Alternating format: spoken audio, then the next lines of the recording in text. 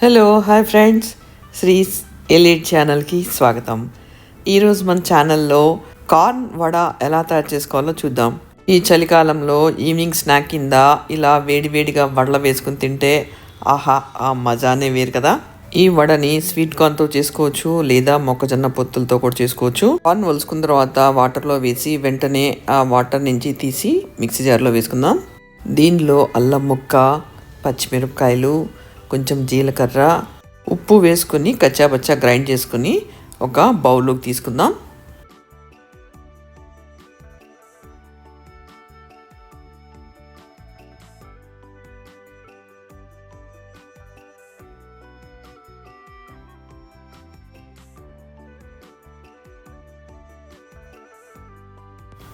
ఇప్పుడు ఈ బౌల్లో ఉల్లిపాయలు, క్యాబేజ్,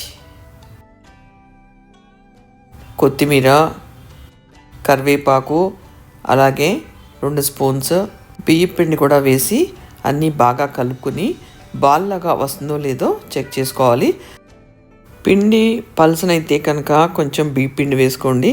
అలాగే గట్టిగా ఉంటే కనుక కొంచెం వాటర్ స్ప్రింకిల్ చేసుకుని బాల్లాగా వచ్చేట్టుగా చేసుకోండి.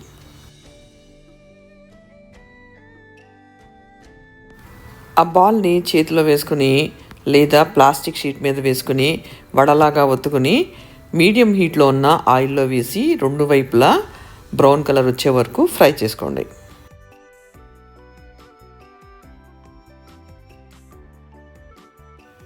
అంతే, ఎంతో టేస్టీగా ఉండే కార్న్ వడ రెడీ అయిపోయింది.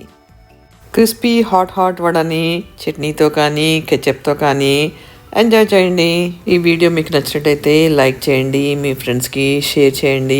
అలాగే ఫస్ట్ టైం చూసే వ్యూవర్స్ అయితే సబ్స్క్రైబ్ చేయటం మర్చిపోకండి.